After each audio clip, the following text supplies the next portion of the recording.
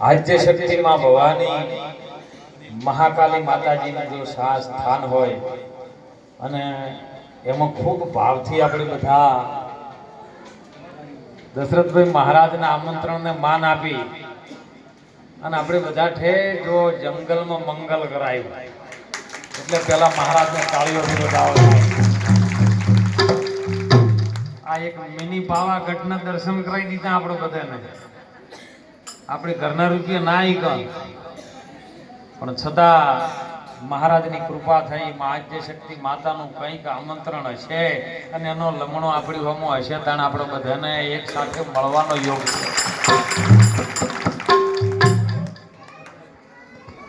થોડું થોડું સત્સંગ આવશે અને થોડું થોડું માતાજીનું આવશે અને થોડું થોડુંક ઝાટકા મશીન પણ આવશે.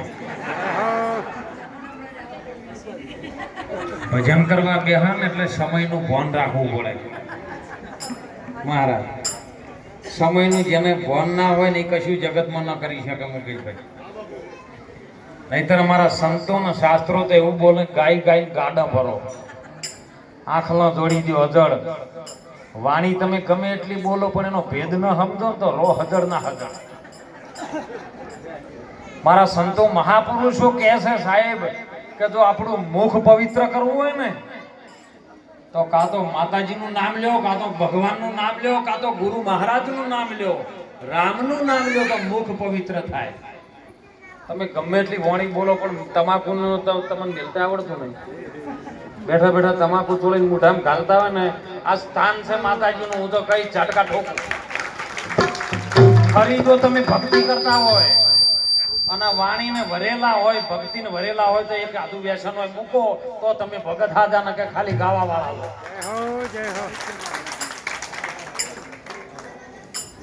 હાલત વાણી બોલ્યા ને ભક્તિ મરજીવાના કોમ તો તમારા મરજી હોય કેટલી ભક્તિ વરેલી છે તમે આ ખબર પડે. મૂકો સાહેબ, આ માતાજીનું સ્થાન છે. સ્થાન ઉપર કોઈ દાડો અપવિત્ર વાતાવરણ આપણાથી ઊભું ન થાય.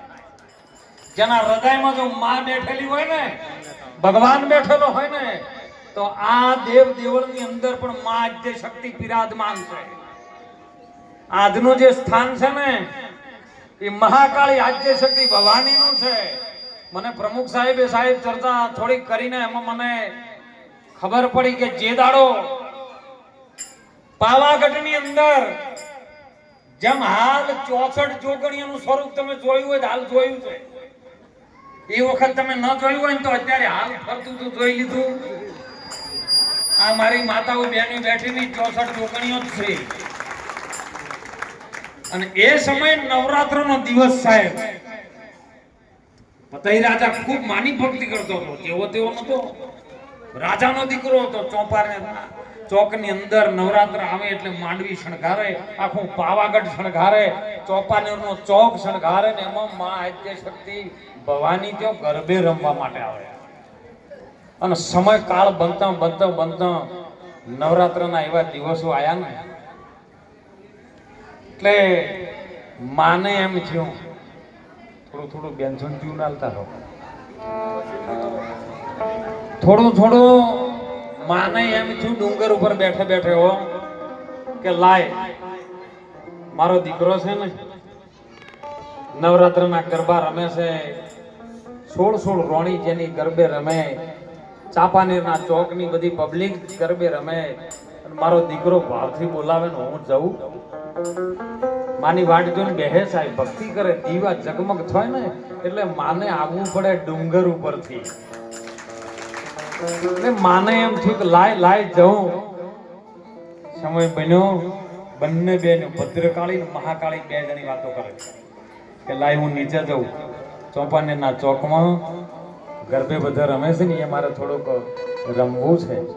કારણ ભદ્રકાળી હતી ને એને કીધું કે બેન આપણે દેવલોકમાં આવ્યા અને આ મૃત્યુલોકનું માણસ છે, કાળા માથાનું માનવી છે, એનું ગજુ વધારે ન હોય. કયા સમયે જો માણસ ભૂલ કરી દે અને જો કદાચ આપણા મુખમાંથી નીકળી જાય કે તારું આમ થશે તો હોમેલા રાજાનું રાજ ન રહે, બધું છવળ થઈ જાય. માટે આપણે ન જઈએ તો સારું છે. ત્યારે મહાકાળી ભદ્રકાળીને વાત કરે કે મારો સેવક છે ને મને પોકારે ને હું ના આવું. ભલે બેન તું ના આવે તો કોઈ નહીં, પણ મારે જવું છે કે હું તને વિનવું છું બેન, રવા દે ને. મને એવું લાગે કે કઈક અનર્થ થશે. અને સમય બન્યો સાહેબ, રાત્રિના 11 વાગ્યા સમય બન્યો. ચોકમાં જેમ ગરબે રમે ને એમ બધી સાહેલીઓ ગરબે રમવાનું શરૂ થયું. આકાશ માર્ગે માફો લઈ રથ લઈને માં આવી છે. હો હોળીઓ ચોકને મસાલ લઈને ઉભો છે. 16 રોણી ગરબે રમવાનું ઉતરીને ચોકન મહાકાળી ઉતરી ને રૂપ બદલ્યું સાહેબ, રૂપ સુંદરીનું રૂપ લીધું તેને. 16 શણગાર સજ્યા છે. અને સમય બન્યો નીચે આવીને એટલે બધે જે રમતો હતો ને એનું અજવાળું બધું જોખું પડવા માંડ્યું. અને એમાં તો સંતોએ સાહેબ કીધું ખૂબ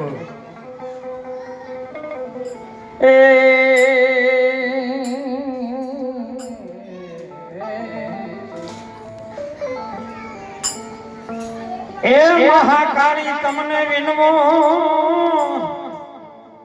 અને મારી ડુંગરે તું કરજે કિલો. એ દર્શન દેવા તું તો જાવજે. એ મારી તને વંદન કરો વારંવાર. અને સાહેબ ગરબો પુરાયો છે. અને ત્યારે એવા નવરાત્રની રમઝટ બોલીને એમાં ગરબાની રમઝટમાં સાહેબ ગરબો ચાલુ થયો છે કે પતઈ રાજા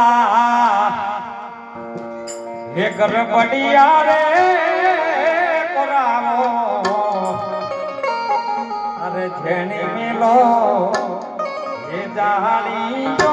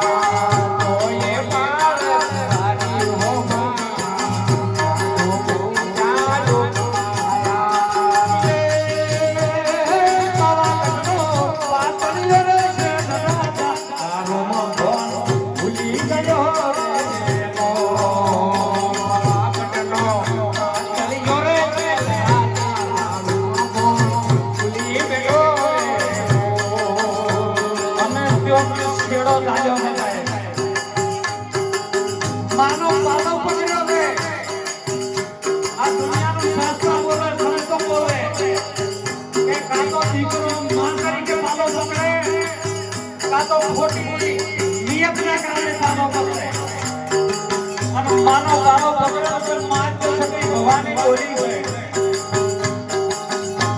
એ માગો માગો પાવા કચરા રાજા આદરે બકા નાખીએ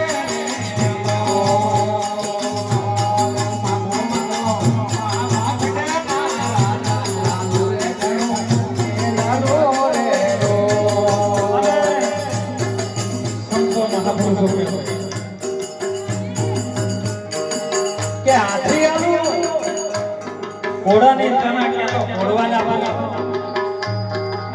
હીરા માને પુત્ર પરિવાર જો માં રાજી થાય ને ગમે કર્યા દુનિયામાં અવતાર આવ્યો છે ને તો માને કે ભગવાનને રાજી કરી લો રાજી કરતા આવડવું જોવે બસ અને કીધું કે તોય કહેતો તને પુત્ર પરિવાર આલો હીરા મોણે કે ઘોડલા આલો પણ આવ્યો છે ને ઊંધા માટલાનો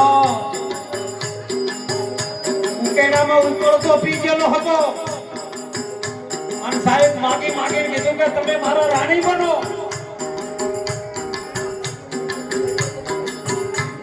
અને ત્યારે માં ઘણી વિનંતી કરી છે જો આપણા શાસ્ત્રોને ઘડિયા બોલે કે સોરું કફોરું થકણ માતર કમાવતર માને દયા થઈ છે સાહેબ કે દીકરા માજી લે કે તો પુત્ર પરિવાર આલો હીરા માણે ઘોડા ગાડીઓ હાથી ઝૂલતા આલો અને તું કહેતો નવખંડમાં તારું નામ રખાવું તું કહેતો પાવાગઢના પથ્થરો પથ્થરના અમર બનાવી દે પણ આને વ્યસન કરેલું હતું એટલે હું કહું છું તમે વ્યસન ના કરજો નાના મોટું હોય તો વ્યસન છે ને તમો ગુણ લાવે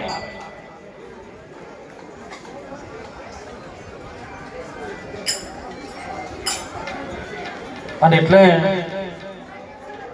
કોને કીધું કે તમે મારા કોણ હોળ રાણીઓ હોવા છતાં તમારા જેટલું કોઈના તેજ નથી તમે મારી રાણી બનો કે દીકરા હજી એક વખત વિચાર કે મેં વિચારી લીધું છે વિચારીને જ આવ્યો છે ઓને હુજ્યું જ નહીં બીજું શું ઉજે પછી અને છેવટે મહાકાળીનો જ્યારે નાભીમાંથી સુરતા ઉપડે ને અને જ્યારે ગગન મંડળની ચોટી ઉડી જાય ને પછી એને ત્રણે ગુણ ભેળા થાય અને ત્રણ ગુણ ભેળા થાય ને એ માં છે ને નાભીમથી વાઇબ્રેશન ચાલુ કરે બધા કહે છે માતા જ્યોથી આવે મહારાજ જ્યોથી આવે જેની નાભીમાં પ્રેમ ભર્યો છે ને એથી સાહેબ વાઇબ્રેશન ઉત્પન્ન થાય ને અને બોલે થાય છે હે કોણ કહેશે કે દેવ નથી સાબિત કરવું હોય તો આવજો પાલની હું કરી આવ્યું કે દેવ છે કઈ રીતનું છે દેવ ન હોત ને તો પૃથ્વી ન ટચી હોત અને એટલે મને કીધું કે હવે તમે મારે રોણી બનો પેલી કે હવે મેળ આવે એવો તમે વીજળીના ઝાટકે આમ અડાડો ને હાથ એટલે 3 વખત તો વીજળી ઝાટકા મારીને તમને પાછા નાખે પણ છતાં તમે પકડો પછી રાખે નહીં અને પછી માએ જોગમાયાનું રૂપ ધારણ કર્યું છે હાલ જેમ જોગમાયાનું રૂપ ધારણ થયું હતું ને એવું જોગમાયાનું અસલ મૂળ સ્વરૂપની વાત લાખા મૂળને વચનનો મહિમા છે ઘણો મોટો અને મુખથી કદી ગાયો નહીં જાય આપણે મુખે સે બોલે છો માનવી હૃદય સે ભજે છો દેવ સુરતાથી કોઈ સંત ભજી લે તું કરી લે એની છે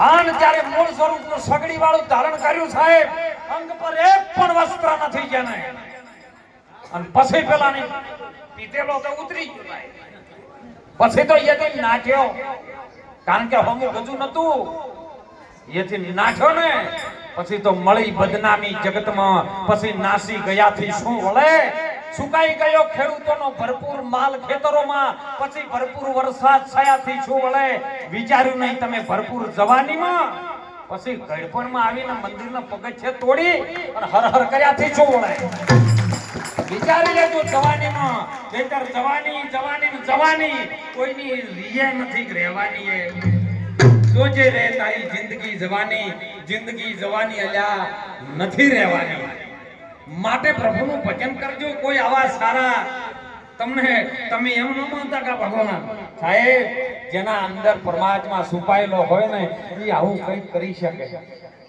અને મને સાહેબ કીધું કે ત્યાંથી પછી માતાજીએ જ્યારે નીકળે ને કે હવે આ પાવાગઢના ચોકમાં આપણે રહેવાય નહીં, અને માએ ત્યાંથી ઉપડ્યા ને એટલે પહેલો વિહામો આજની ધરતીમાં આપણે બેઠા છે ને એ સાબલી ગામની અંદર આ પહાડોમાં જેની મૂર્તિ છે ને એની અંદર પહાડોમાં એમ છુપાઈ જતા જાય એ સ્થાન છે જેને પેલું અહીંયા પ્રગટ કર્યું.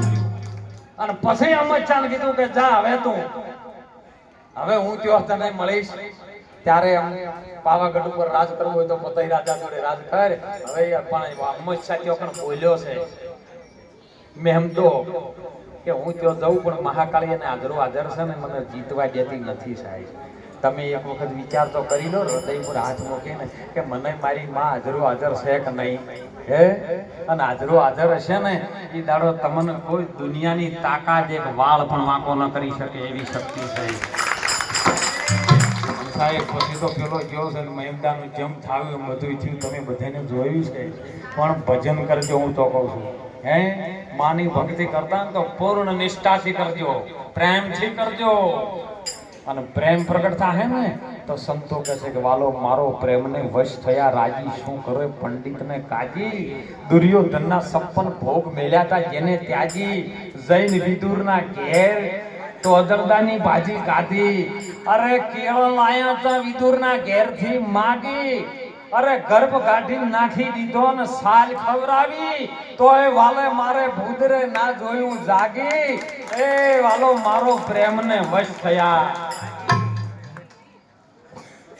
મહારાજે મને કીધું હતું પેલા જેને મારે બધા ભજન ભાવ હોય ને એટલે બધા કે તમારે આવવું પડશે બાપુ આવવું જ પડશે. મેં કીધું 3 બાટલા ચડાયેલા છે. તબિયત મારી બિલકુલ ઠેકાણે નથી પણ મારી ઈષ્ટ દેવી છે, મારી કુળદેવી છે ને એટલે જોવો જો બાટલાની જરૂર નહીં પડી ના એને આવી જાય. અને એટલે ખૂબ તમે ભાવ રાખજો સાહેબ. એક થાળ બોલી એટલે સમય પ્રમાણે કારણ કે ભૂખે પેટ ભજન